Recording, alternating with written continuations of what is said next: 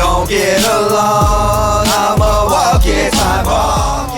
Especially when they put the You're locked in with Atlanta's hottest hip hop station. The Hype 87.3.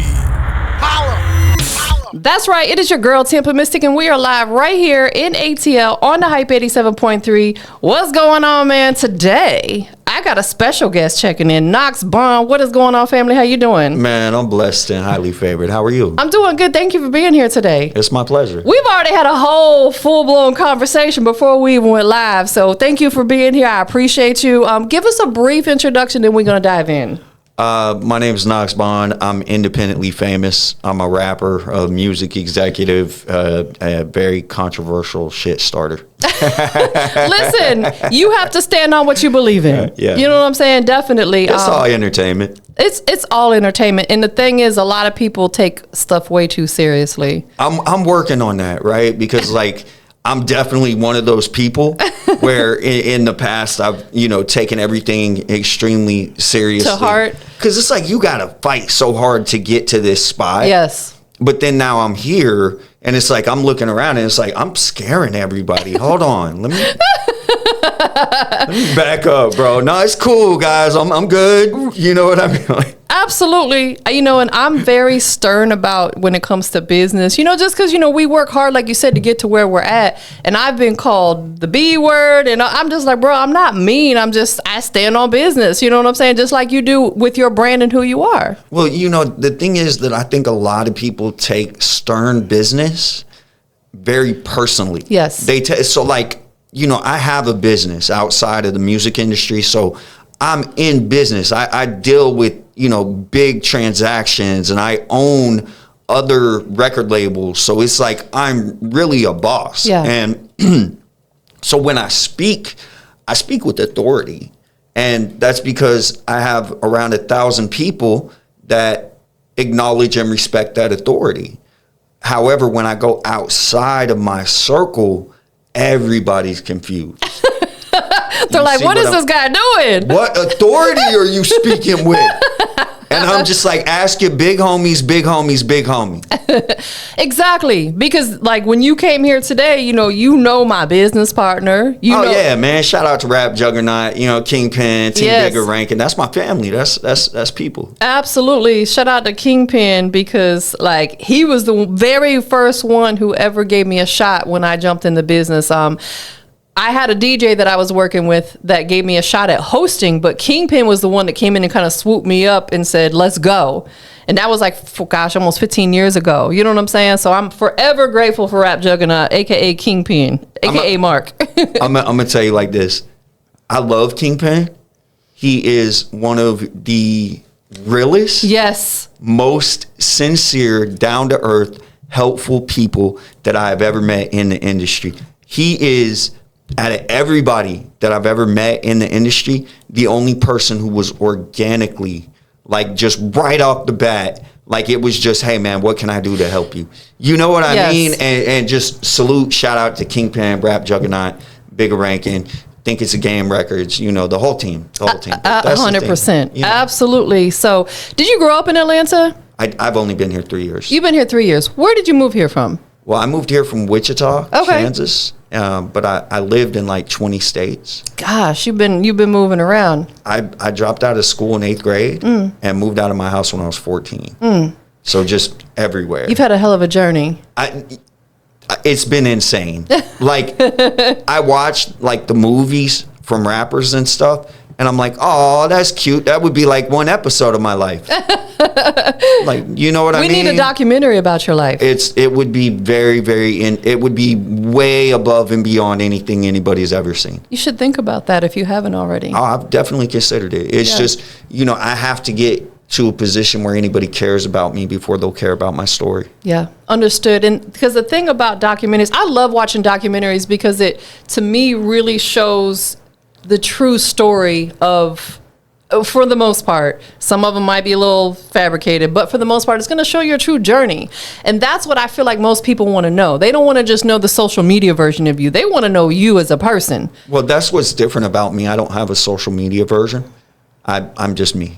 I love and respect that. I love and respect that because there's so many people out here who put a damn facade on just to get attention and clout, and it's corny to me. No, all my diamonds are real. I'm really a 32nd degree Freemason. Like everything that you see, like I was on a call yesterday. We had like 1,000 live viewers. I was on with Michelle Show and Black Pegasus, right? They're two reactors because I'm famous in the reactor community.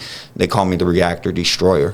So I destroyed Black Pegasus last night in front of 1,000 people. Like he decided he wanted a freestyle rap, and I just made him remember that he doesn't know how to rap. But so like when I'm in these situations and it's like all of this is going on, I'm just being me. Yeah. You feel what I'm saying? I'm just being myself. Michelle Show wants me to come on and pop on, and you know, so I pop on. Now everybody's just reacting to everything I say. I'm not even putting any forethought into what I say. Yeah. I'm just saying whatever's on my mind, and it's just like triggering people. I'm like, my bad. It's because a lot of people are extremely sensitive, and I'm not shading them, because if that's your personality, that's what it is. Because honestly, I used to be somewhat like that, but now I feel like the stuff that used to trigger me just rolls right off of me now, because I don't take stuff personal. Right. Big difference. It is a massive difference. Some people take stuff personal that has nothing to do with them. And I'm like, for what? It's crazy. What I take personal is anything that's personal. If somebody personally disrespects me, if somebody insults me, I take that personally. But it's a shot towards you. It is direct, right? Exactly. And I respond. The thing is that with media, you know, you don't see the full image. You only see the response, and now you think I'm the aggressor. Exactly. You feel what I'm saying? Like, I'm the aggressor. I responded. Yo. Right? Like the whole Mr. Fab situation, right? Like, why you dissing Mr. Fab? Wait. Can we ask Mr. Fab, who is a Bay Area legend, what the hell he was thinking when he came onto my page and commented like 5-6 times and insulted my music? Like, did he forget that he's Mr. Fab? And the thing is, like you said, a lot of these media outlets only show one side of it. Right. So then they come it for you. Because I'm going after Mr. Fab in response when he was the initiator to of him it. coming on my page and insulting me, and I don't know him. That's the media is a bittersweet, because I provide media, but if I'm going to tell a story, I'm going to tell the full story. I just want the full. I think that we should have like a news outlet that's unbiased. Right, I agree. I feel do you think that'll happen though? Yes, I do. I'm going to create it. There if you it go. Needs to be, right? So I feel like one of the biggest problems with society is when they started printing people's personal opinion. Like from Facebook or from Twitter, and they started like basically anybody's opinion can be newsworthy. Yeah. Of something like, oh, we just saw aliens. Jeff346 on Twitter says that he doesn't think it's real. Why are we doing that? Exactly. Like check the sources. You know what I mean? I couldn't agree with you more, and that's why like social media is such a bittersweet. It is such a bittersweet because I feel like it's very necessary in this day and age, and it can be a great thing if people use it the right way. Right. But people abuse it and put some weird, like you said, they don't check the sources, and they spread false information, and then it takes off like wildfire. Like, quick example, the young Scooter situation. It's like everybody was saying he was killed by a cop, but of course the police are saying he was killed because of femoral artery, which can possibly happen. But I'm like, until that body cam footage comes out, stop spreading false rumors. We don't know really what happened because we weren't there. Well, so let's look at the young Scooter situation. That's a perfect example. Yes. Right? Something happened. In reality, yes. Something happened. There was a girl that put a false phone call in. We know that, but we're talking about as far as like how he passed away. Right? There's going to be an autopsy. The autopsy is going to show how he passed away. Yes. The autopsy comes out, and then people still push back. Yes. It's a different society. Yeah. Because now they're going to go so far as to say the autopsy's lying. Exactly. The coroner's lying. Right. The news is lying. Yes. It's all a conspiracy. It's all a giant cover-up. And the thing is that we're at a point in society where people don't acknowledge when they're wrong. They don't acknowledge, okay, That's evidence and facts. That sucks, but we have to acknowledge that he jumped over a fence and split his leg open and unfortunately passed away. Right. Because it's horrible. It's horrible. It's insane. The woman who did the prank call on him basically swatted him. Exactly. They should bury her ass under the jail. I agree. You know what I mean? He would still be here if it wasn't for that phone call. He would still be here if it was not for that phone call. Yeah. Like, period. And what I don't understand is why he ran. I will never. Have you seen that house? No, I haven't. He had nothing to run from. Yeah, I don't, that part I don't get either. But, you know, I mean, maybe in his defense, you know, like, I feel like, you know, sadly, a lot of young black men are prototyped or stereotyped by the police.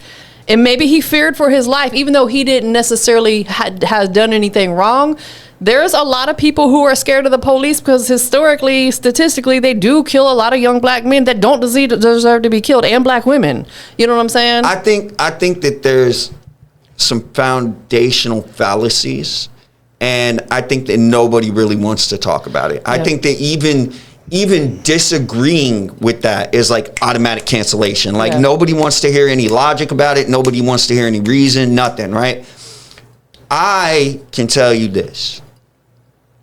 There is a federal law that states when an officer has made the decision and the statement that you are under arrest, that officer must then arrest you, even if it means killing you and putting cuffs on you.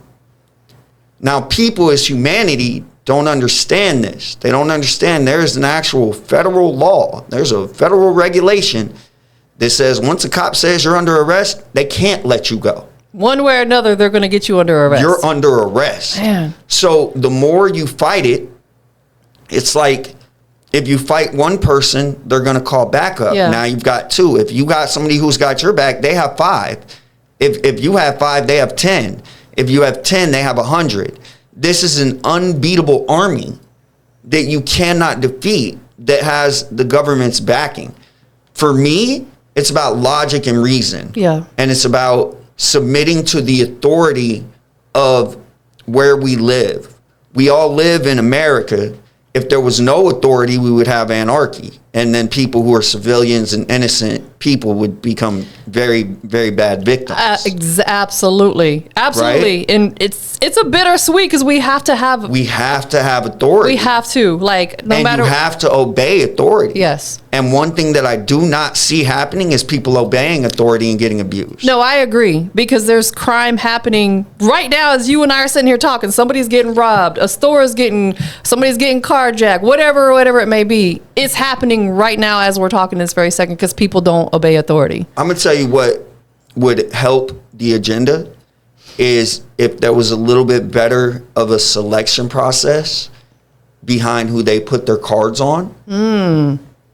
Because just point out some real tragedies. There are real dirty cops out here that are abusing victims, that are not fighting back. There was a video that was posted on Funk Flex's page, and a cop grabbed a guy who was handcuffed and threw him on his face.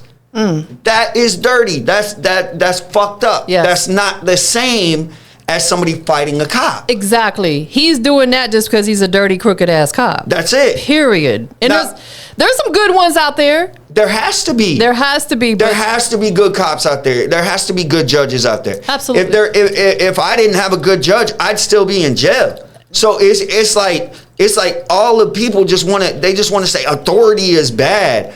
I can't consign that. I cannot co-sign that. No, I agree with you. You know what I mean? Because this world would be, probably wouldn't want to live here if there was no authority. It's almost like everything that I say, like, people are not going to like me because the truth is not liked. We can't please everybody. But I can't bend.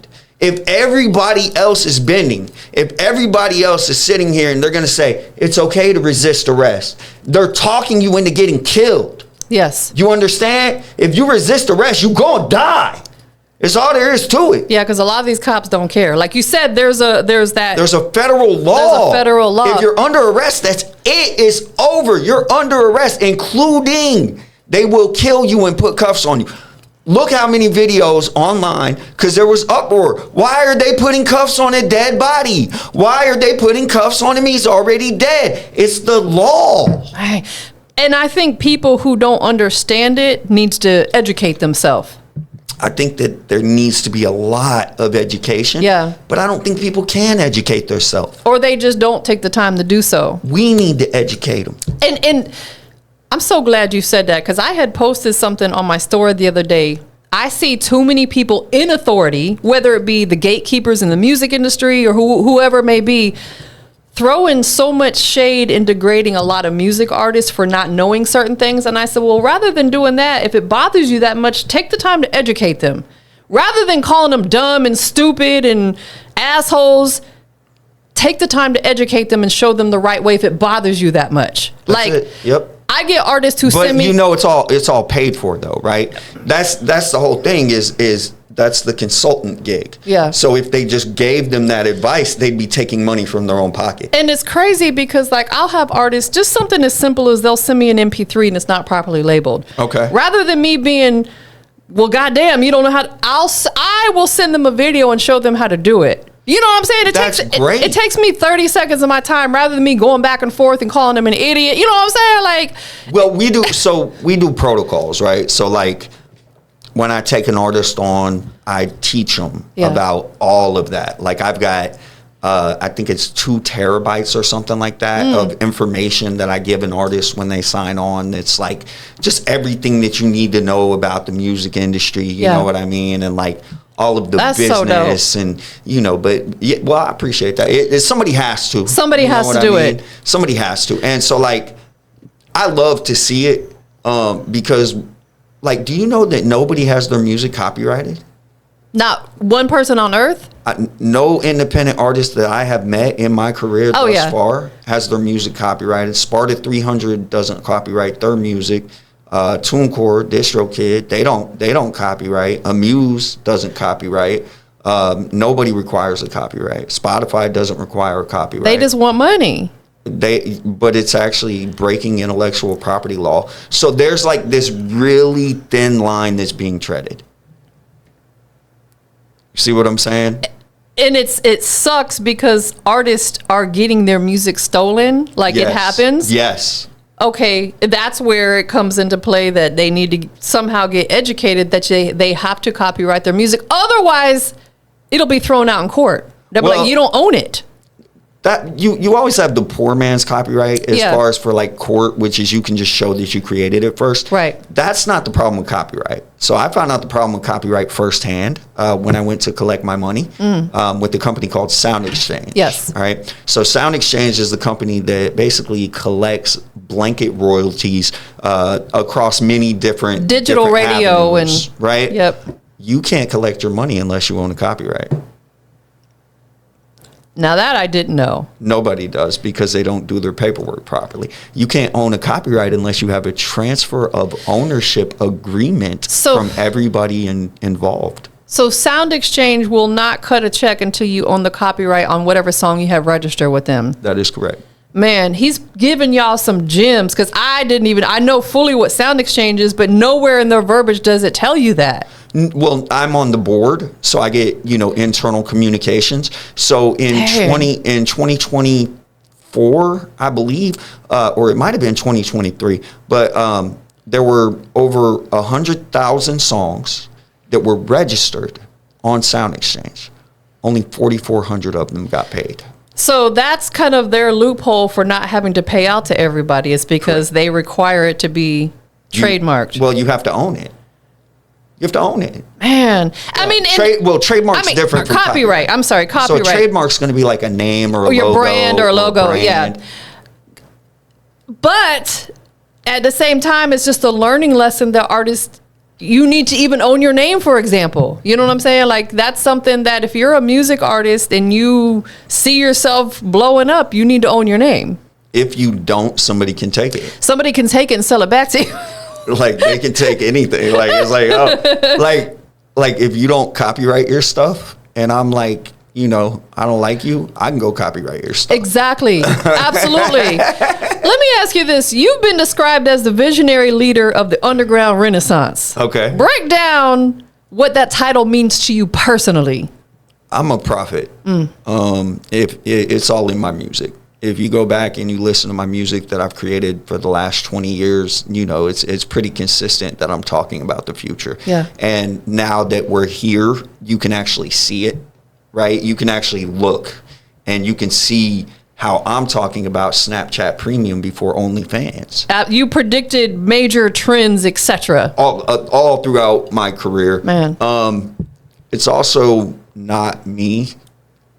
I am simply a channel. Yeah. I do not have a process of typical like thought. Yeah. You know what I mean? It's more like I just tap in to the energy that's around me and kind of put that on the record. I love that. Again, you're just truly being 110% of who you are. Well, if you look, my label's called Real Life Music, right? And that's what it is. It's all real. Real it's life. all authentic. It's all I know how to be. Let's talk about some of the accolades. You've got collaborations with Trippie Redd, Trill Will, you know, and I'm sure the list goes on. That's a couple of examples. What do you look for, or do you look for anything in particular with an artist before you decide this is somebody that I'm going to collaborate with or put them on one of my songs? What is it about them that makes you decide that's who I want to collaborate with on this particular record? You know, I leave a lot of it up to God, right? Like God puts people in front of me and I kind of pay attention to things that are said, and like people might say like certain things and I'll be like, oh, okay. I gotta pay attention to what they're saying. Outside of that, I like artists that are offensive. I like artists that say offensive things that make people go, oh my God, did he just say that? Like that's really the only thing I like. I got you. At this point. Got you. So that's what attracts you to want to work with particular artists? No, I didn't. Again, none of those were like, that was all just kind of like with the Trippie Redd situation.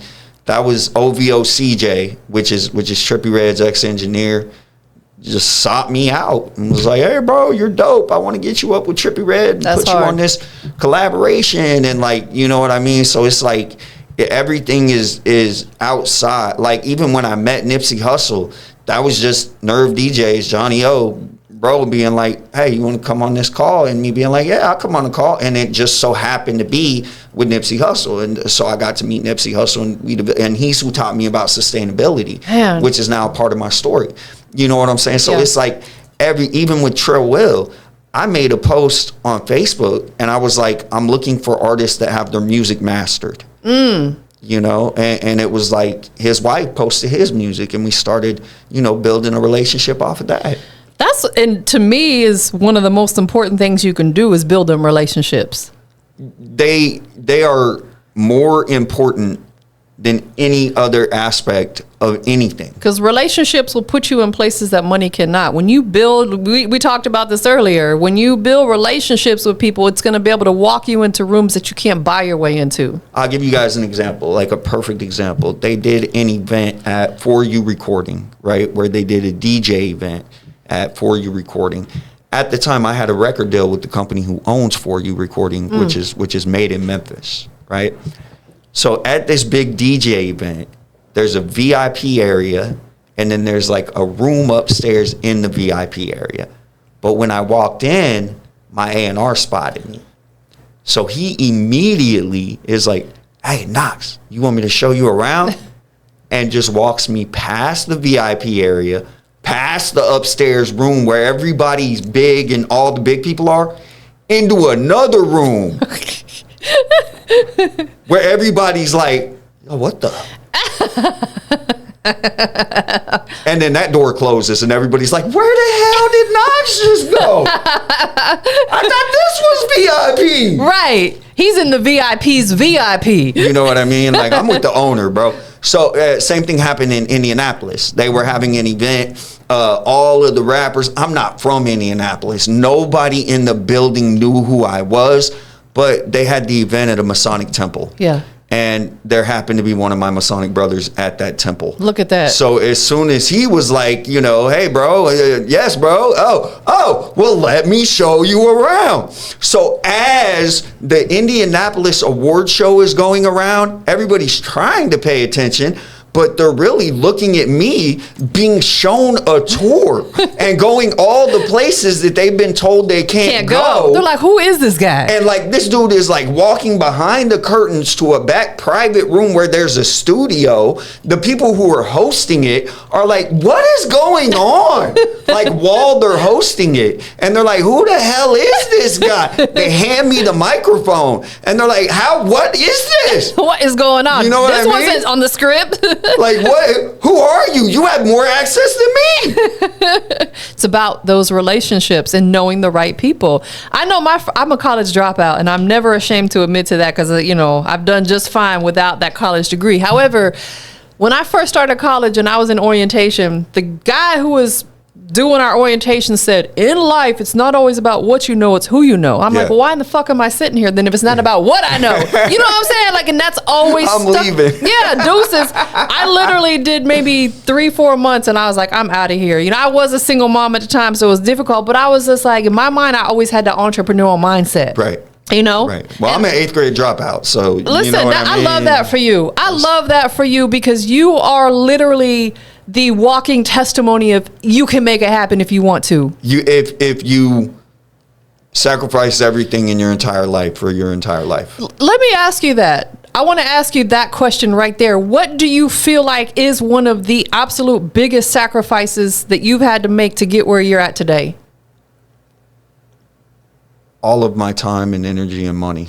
Everything, pretty much. Yeah, my soul. Man. I'm all in. Would you, if you had to do it over again, would you do it the same exactly? No. What would you do differently? Everything. I would take the information and the knowledge that I have, and I would not make any of the mistakes that I made. Gosh, I feel that to my soul. I felt that to my soul because I feel the same way. Yeah, because I know like exactly where I fucked up. Exactly. Yeah. I'm gonna tell. Hey, listen, artists. If I could give you one piece of advice aside from get money, right? Because go get money. Shut the fuck up. Every time you open your mouth, you lose a fan. Just make your music. Keep your opinion to yourself. Keep your opinion to yourself. Make your music. Concentrate and focus. If I wouldn't have spent 20 years being an asshole, then I'd be way further than I am in the industry. My mom always said we got 2 ears and 1 mouth for a reason. You're supposed to listen more than you talk. Like, I remember her always saying that growing up, and I'm like, it always like grounded me and put me right back like, okay, I need to shut the fuck up and listen. I'm just learning it. It's so hard. You know what I mean? Because like, I can't say my opinion. I want to say my opinion because they're all wrong. You're all fucking wrong. Let me tell you, no, because if I say that, then 18 of them are going to unfollow me. So let me shut the fuck. Y'all right? And that goes back to saying some people are just very sensitive to certain subjects, certain topics, and they will, but... And they lie to themselves. Yeah, that too. So because they're lying to themselves, if I come and give them like absolute proof that they're lying to themselves, they're mad at themselves. They have cognitive dissonance. Their soul feels like it's being shredded apart because it's really hard to lie to yourself. Yeah. Right? It hurts you inside. So they hate me for it. People don't like taking accountability. I love it. That's my favorite word. People get mad at you for something they did. They do. Make it make sense. It's like... Make it make sense. Like people use a straw man argument, right? Like you'll be in the middle of something and you'll be like, well, you did this. Well, so did Jack. That doesn't matter. That's not what we're talking about. We're not talking about that person. We're talking about this right now. And it's like, if you take the straw man argument away from them, they have no response. Exactly. I'm so glad we're talking about that because that be the things that irks my soul sometimes because I'll have people get upset with me about something they did. I'm like, the fuck? Right. Well, I have never seen so much fucking narcissism. There's so much in my life, man. Like people are so fucking narcissistic. Yeah, self-righteous, fucking narcissistic. Can't admit defeat, can't admit fault, can't admit when they're wrong. It's like, what the fuck? You can't grow if you're not accountable. Say that to the camera. You cannot grow if you don't hold yourself accountable. If you don't hold yourself accountable, you stuck in the same position. Well, blaming every fucking thing around you. No, that is facts. You are absolutely right. Let's talk about your businesses. Next Level Productions, Real Life Music. You know, you're the boss man, you're the CEO. How do you balance the artistic side with your executive side? So basically, I'm going to have to delegate. And so what I do is I put people in position, right? I'm very stern, very straightforward, no bullshit. I offend people, hurt their feelings. You know, rappers get on the phone with me and start crying. And I'm like, damn, bro, like, for real? Like, I didn't know it was like that. Like, oh, this shit's fake, bro. You know what I mean? So it's like, because I'm big bro. My diamonds is real, dog. You know what I'm saying? So it's like I could speak on whatever, right? Like, I live in a 3,000 square foot house. Yeah. I'm big bro in real life. Like, so as far as like everything that these artists do is like cooked up for an image. And like I said, all I'm doing is being myself, setting the example that people can like follow the example. Yes. You know what I'm saying? And I love that. And it's like, that's all I can do. I can be myself. Right now, what I'm doing is I'm uploading everything to my YouTube. Yeah. Like it's under my name, youtube.com/NoxBond or @ NoxBond. And so like everybody can just see my history. They can see everything that I do and see that it's all real for themselves. You're being very transparent, and I feel like in life they may not like us, but motherfucker, you're gonna respect me. You're gonna respect me. That's it. So, but in order to answer your question, right? My biggest thing is that direct communication more often than not fucks up relationships. Yes. Like there's very few people that I could still have a relationship with if I have direct communication, because they can't tolerate somebody holding them accountable. Exactly. You know what I mean? Yeah. Like, and I'm the guy. I'm the guy. That's all I do. Anytime you talk to me, it's because I'm holding you accountable. Like, as you should. You know what I mean? It's like, if you hear from me, that means that this is business now. If you don't hear from me, we're good, right? Let me ask you this. Have you ever, or do you struggle with, for example, you hire someone maybe and you delegate certain tasks within your business, allowing them to do what you hired them for, or do you feel like you still need to be hands-on with it? You know, that's something I struggle with. Me too. But you know, you got look. You got to understand that nobody's going to work on your baby the same way you're going to work on your baby. Okay. And if you want something done exactly how you want it done, you have to do it. I feel like that's why I do so much by myself. You see, I'm here by myself right now. Like, yeah. I do hire people to come in and do certain things for me, but it took me a long time to allow them to come in and just do them. I felt like I was being overbearing, and I'm like, hold on, pump your brakes. They're here for a reason, to help. So I struggle with, that's why I asked, because I struggle with that like a mug. Excuse me. They're not going to have the same sense of urgency. And since they don't have that same sense of urgency, you're going to feel frustrated, right? And it's like, there's really nothing you can do about it. Even if you pay them, even if you hire them, it's not going to be the same for them as it is for you. Ever. And that's what, you know, that's why it's so hard for independent artists, because a truly independent artist, somebody who's just out here by themselves, is competing with a team of people that get the title independent. Yes. You know what I mean? Like, I don't think that's fair. I think that there should be categories. Like, okay, here's an independent artist. He's by himself. He's independent. Yeah. Okay. This artist has had a family, a manager, an agent. He's got 6 people who work on his team. He's got a stylist. He's not even making decisions. We're going to classify him as an independent. No, we're not. Right.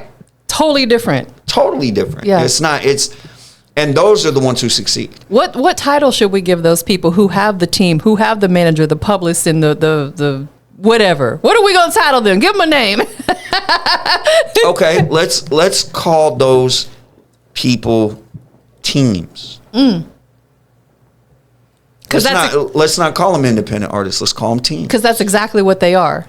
And artists like that are extremely fortunate because it's difficult to build a solid team of people, like you said, that's going to see your vision, work as hard for you as you work, and be reliable and be honest. Well, they don't build the team. That's the thing. The artists who succeed, they're just a part of it. Yeah. The team builds them. That makes sense. The artist is interchangeable. They can make whoever they want to. Absolutely. And see, artists are big-headed, right? And they're like, I'm the best artist in the world. I can out-rap people. I can out-sing people. I can da-da-da-da-da.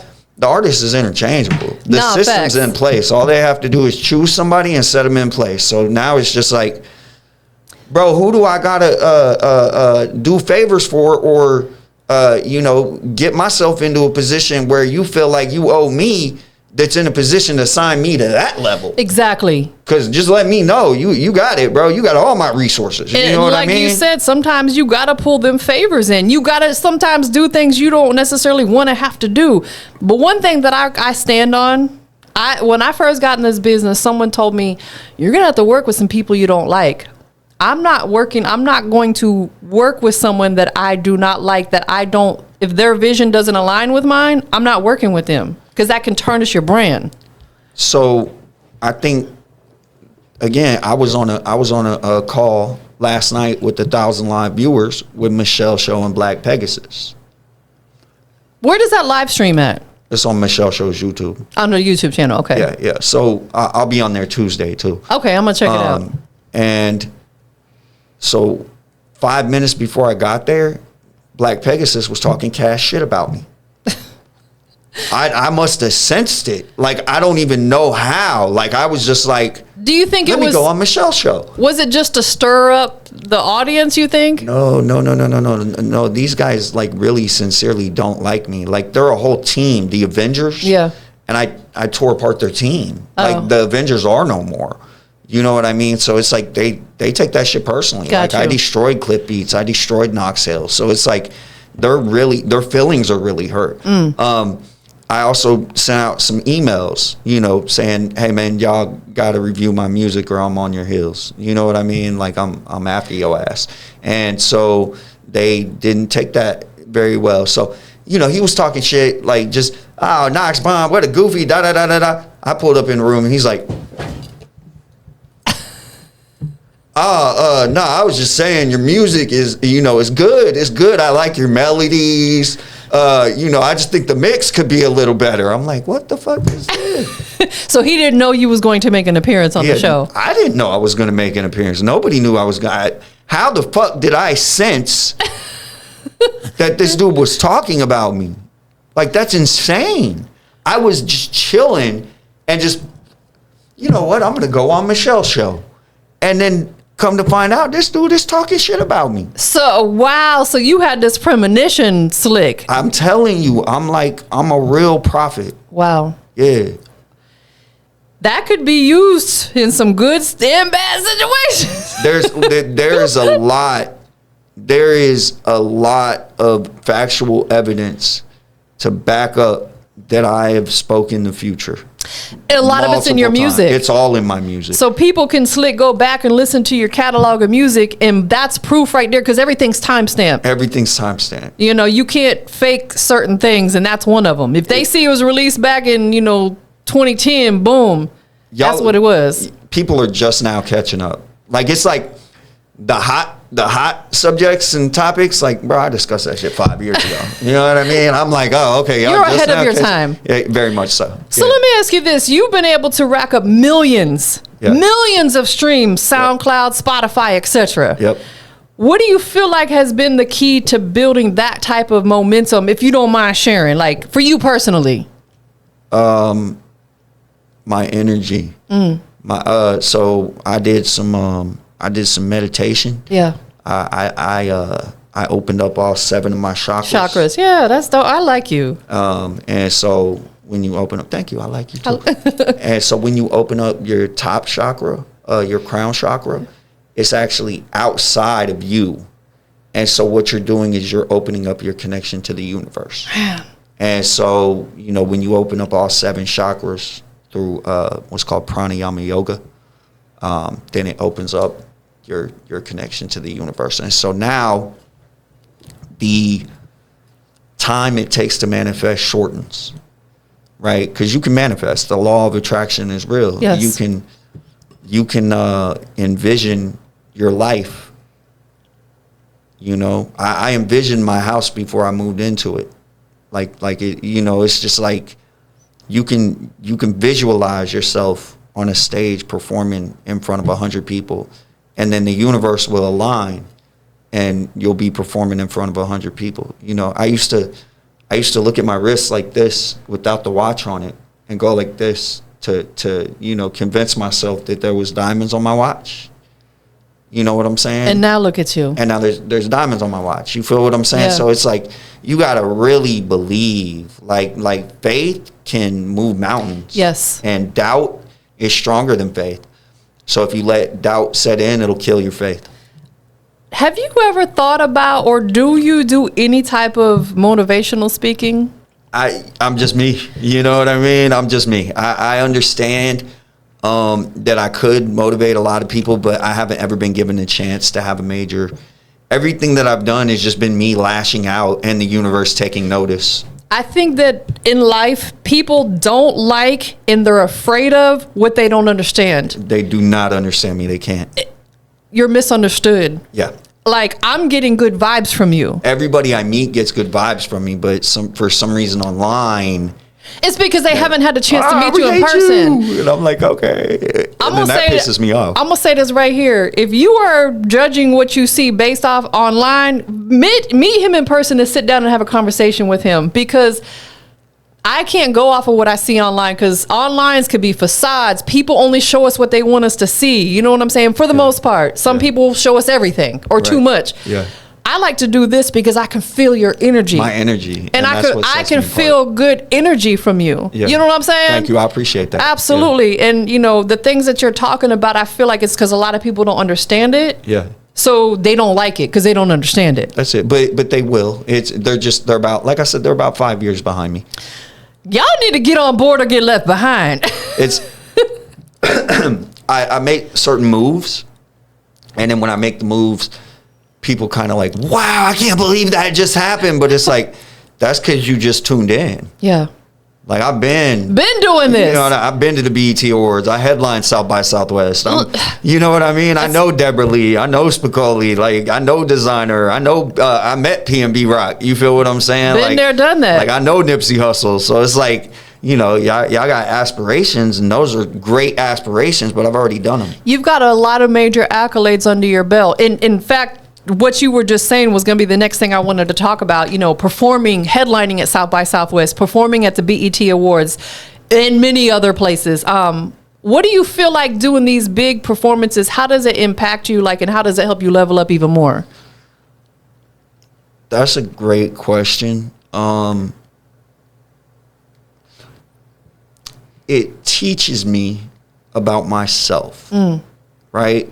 So if I go in and I do like a show at South by Southwest, it teaches me, am I going to be nervous? Am I going to be confused? Am I going to be, and then when I'm not, right? When there's no fear, there's no hesitation, there's no nervousness, there's no forgetting of lyrics, you know what I mean? Then it just reiterates and it reinforces to me that this is what I'm supposed to be doing. Yes. And then when I see the people's reaction, all of the smoke and mirrors goes away. Yes. Because when you have, you know, hundreds of people and they all simultaneously go, oh, because I said something, I don't care what anybody says. You know what I mean? Like, for example, Lil CEO, he's doing a challenge right now called the Eater Challenge, right? He posted 20 videos, and one of mine is in there, right? Now, everybody has all of their friends, fans, and family tagging them. Right.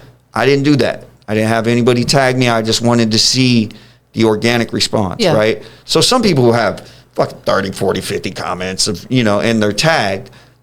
I wasn't looking for that. What I was looking for is like, are there any comments about me? Yeah. Right? Organically. Because what it would mean is that organically, people chose me out of 20 people. They chose you rather than being forced to choose you. Right.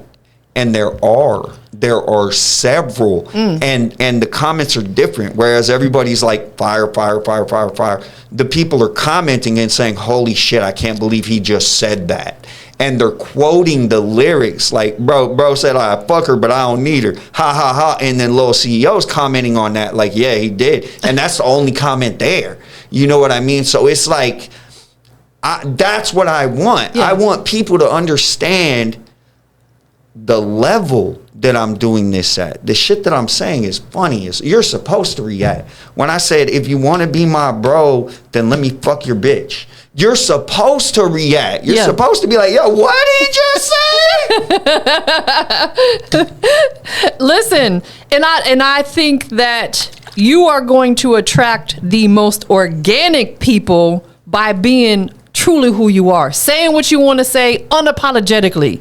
My fan club is the best fan base in the world. What's do you have a name for your fan base? Yeah, we're called the Bond Squad. The Bond Squad. I like that. Yeah, the Bond Squad. Yeah. How does one become a part of the Bond Squad? Man, you just tap in. You just become a part. That's it. You just show up. You know, the first rule of business, you gotta be there. Do you have on example on Instagram they have like the broadcast channels? Have you done a broadcast channel? Yep, I got Twitch, NoxBond. I got YouTube, NoxBond. But I stream. On Instagram though, they have that. It's called the broadcast channel. That's strictly for a certain audience. I do. Only certain people can see what you're posting. I do have. You do have that. Channel. Yep. Got you. So it's the Bond Squad. Bond Squad. Right. And it's like my fan base is like, so like when I dissed Cliff Beats over a year ago, like they loved that. Like they still come into my chat room to this day and be like, "Hey, do the thing. And I'm like, "You a bitch." And everybody loses their shit. They're like, "Ah," because they love that ad lib. You know what I mean? So I love you guys, man. Well, let's check out this record. It's called Walking Time Bomb. Oh yeah. I feel like it's like a real good explanation, you know, because like if you listen to the lyrics. So what I want people to understand, because they didn't pick it up by themselves. I wanted them to pick it up by themselves, but they don't. The thing that sets me apart from other people is that I am a master rhyming wordsmith. Almost nothing I say technically rhymes. Do you put pen to pad to make this happen? Okay. I also freestyle. So you do both. I do both, and I do the punch-in method. Do you prefer one over the other, or is it based upon the type of song you're creating? You will always be more lyrical with the pen and pad. Yeah. Always. No question. So how did you come up with your particular method then? I started with poetry. Okay. So, you know, I was a published poet when I was like 8 years old. That's hard. Yeah, okay. I was published in 3 books. Did you ever, digging back to your 8-year-old self, 9-year-old self, did you ever use any of your poetry to spin off to create a record that you can recall? I haven't wrote poetry in so long. I don't have access to any of it. Man. Yeah, I mean, it's in the books somewhere, but I mean, pretty much when I transitioned to rap. Do you miss that at all? No, not at all. No? Poetry is just rap without rhythm. No, that's facts. You're absolutely right. I like rhythm. Can you dance? Ask Bigger Rankin if I can dance. You know what I mean? Bigger Rankin's like, yo, look at this cool ass blackest white boy I ever seen. He dance too. Yo, you know what I'm saying? That's bro. That is Bigger right there. Because he be saying that about me. You the blackest white girl. I'm just like, It's on my Instagram. I don't never cap. That's one thing I don't never do. I don't never cap. And again, I appreciate that about you. And I love that about you because some people are going to be offended by that.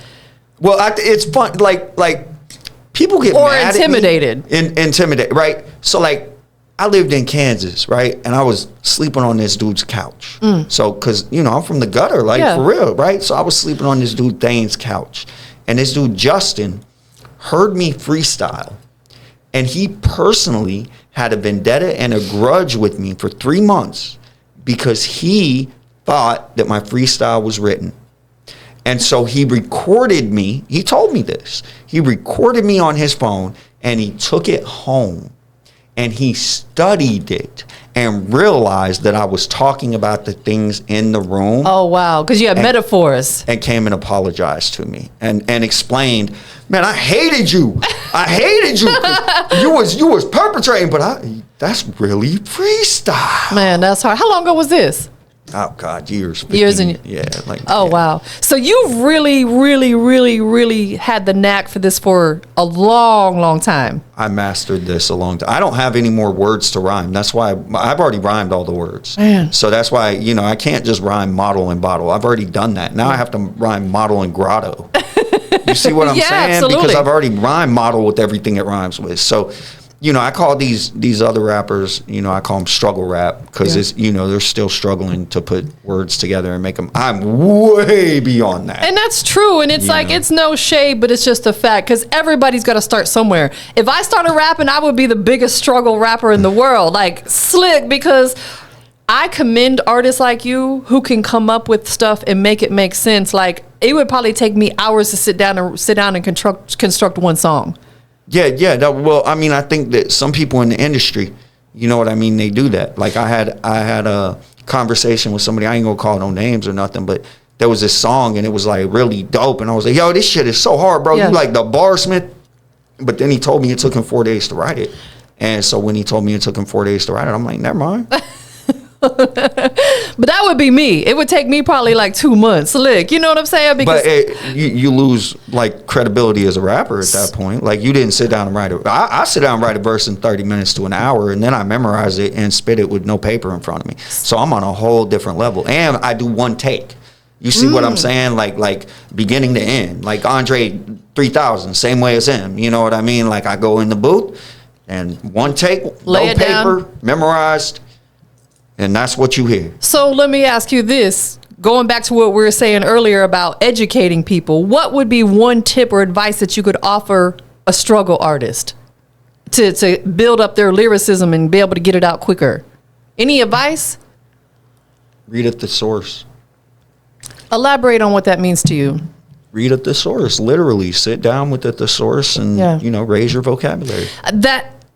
That's what I was looking for. People's vocabulary be so small. Yeah.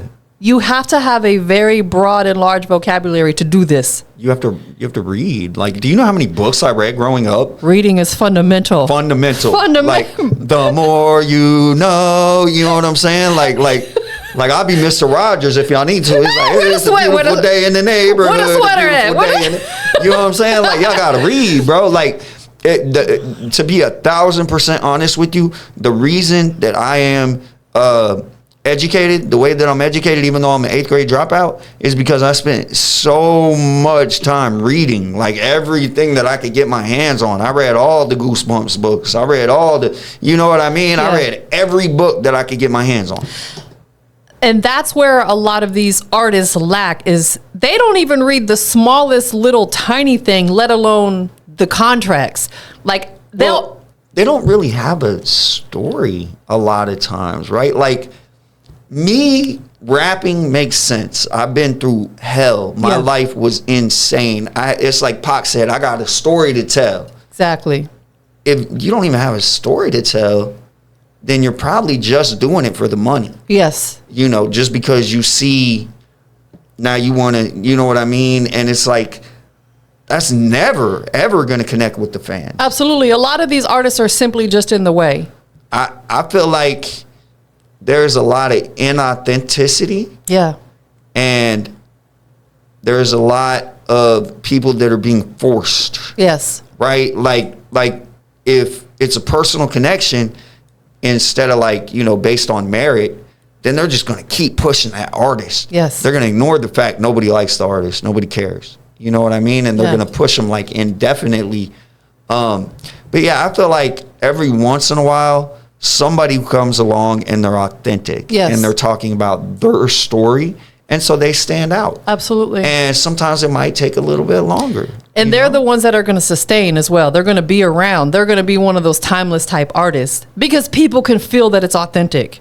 Well, so one thing that I'm doing right now to kind of, like I said, I want to set myself apart as much as possible. It's a very competitive industry, right? Yes. So I'm on day 34 of dropping a song every day. Okay. right? That's so hard. for the last 33 days, I've dropped a song, right? So it's like, I'm just going to let my work prove itself. How many songs do you have in the vault to keep going with? How many unreleased records do you have? Like 300. Dang, so you could do this slick for damn going on a year. No, I could do it way more than that. I Because recorded 3 you songs still yesterday. Do you have a setup at your house where you record? So that's the beautiful luxury right there, and I think that's important, is to invest in having, even if you're not mixing and mastering it, at least be able to record it. No, I mix it. I do everything. Nobody has their music mastered. I got a song mastered. Nobody knew the difference, so I won't do that again. And the thing is, too, is like, I feel like who better to get your sound the way you want it than you? And then what happens is, a lot of people, I record with them and they're like, Jesus, you're the best engineer I've ever heard in my life. Like, like Pressure Babe, or like, you know what I'm saying? Gas came through. You know what I mean? And they're like just fucking amazed by my engineering, because it's all, I learned it. You know what I mean?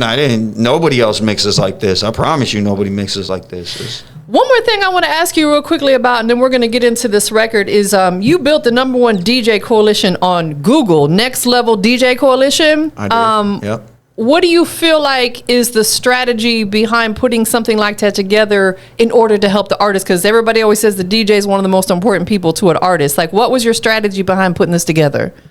My strategy was basically, I understand that DJs run the world. Yeah. They run the industry. And then, so the first thing that I did is I made it where it's not just DJs. We got DJs, promoters, A&Rs, music executives. Radio personalities, models.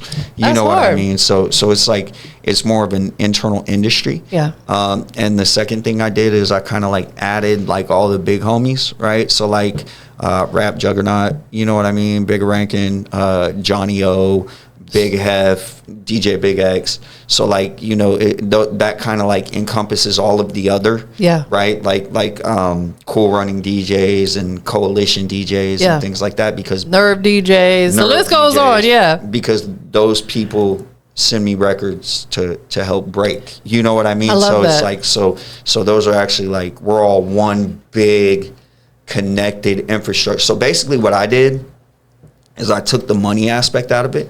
I don't charge any dues. Yeah. And it's just about having this infrastructure, right? And so what happens is you see people like DJ AP from Macon get up with K-Swab from ATL on Fire here in Atlanta because they met through Next Level.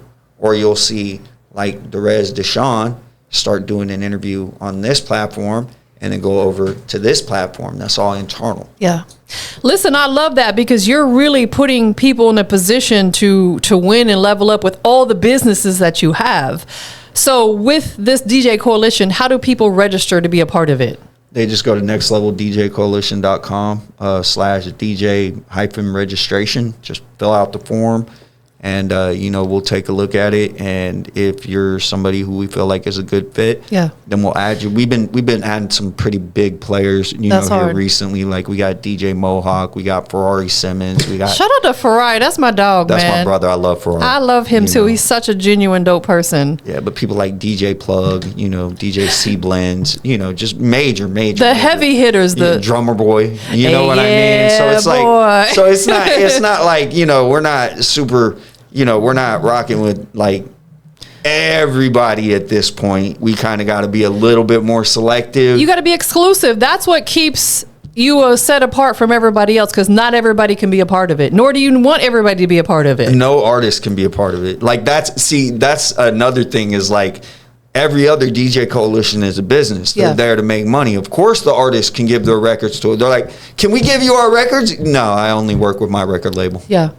Listen, having that exclusivity, is that the way? That's correct. Exclusivity. Yep. I feel like set you apart from a lot of other people out there, and that's the goal. Like you said, you don't want to fit in, you want to stand out, and that's the goal. I feel like everything about me sets me apart. Yeah. You know what I mean? The more you tune in, and it's like, it's not one thing. Like, I'm just different. Everything. Like the fact that Jesus Christ is my third cousin 10 times removed, and that is y'all look like you could be cousins. It's on record. It's on genie.com. I I found out. You know what I mean? It's like I filled in my information.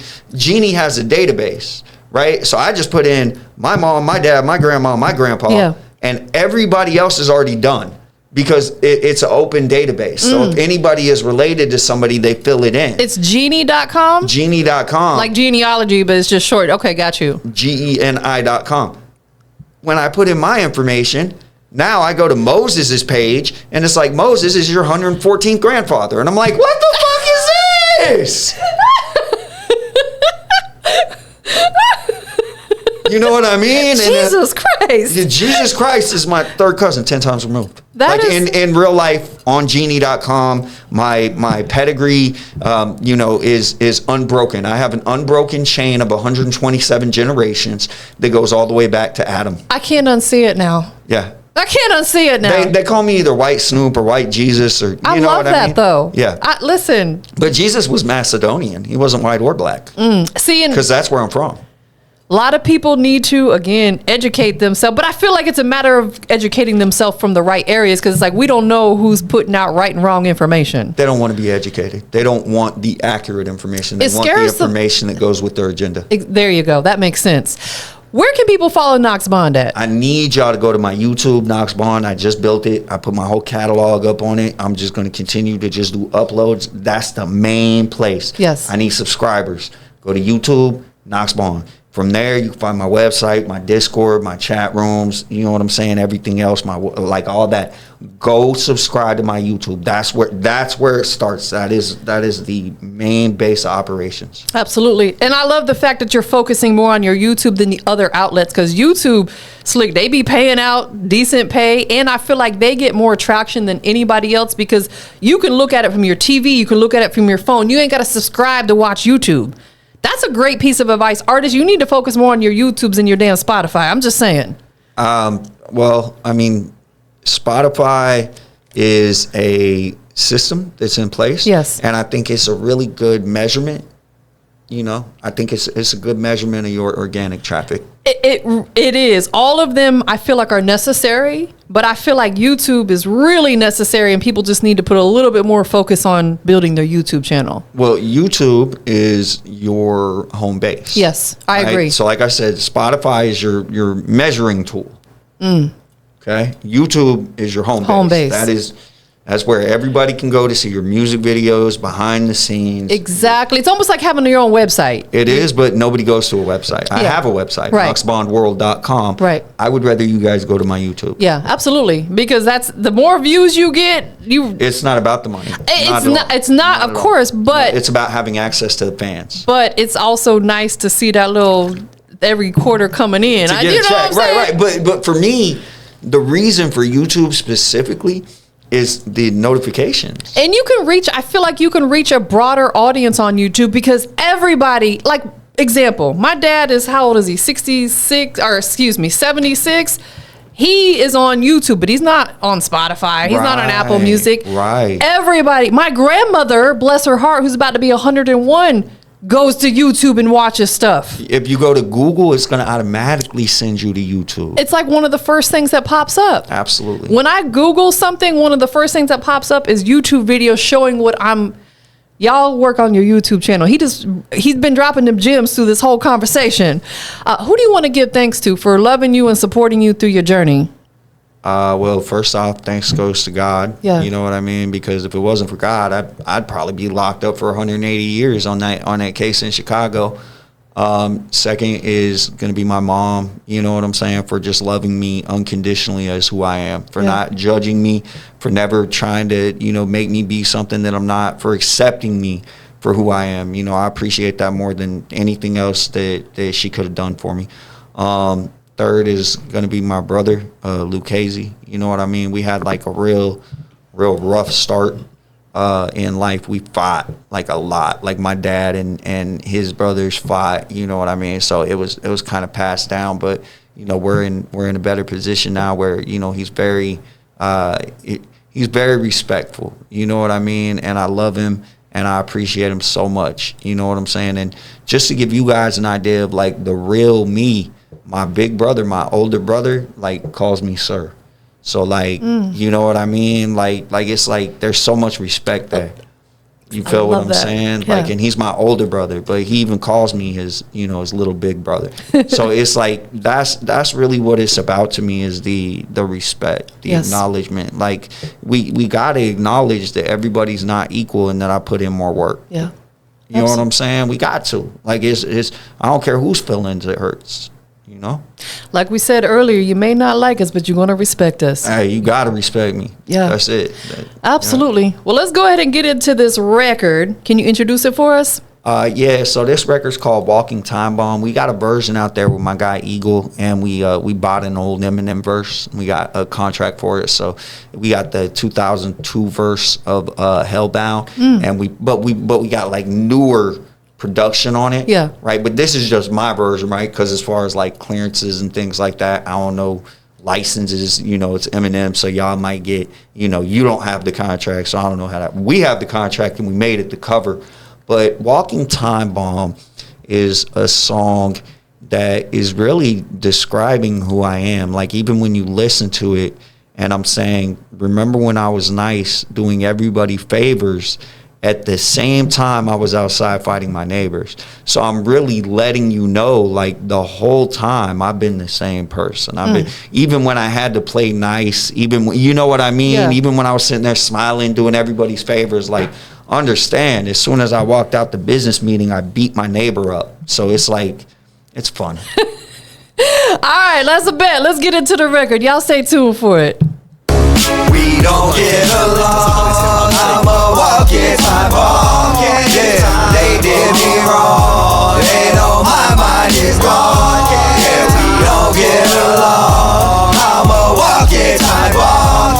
They pray I remain calm, so they don't get involved. Remember when I was nice?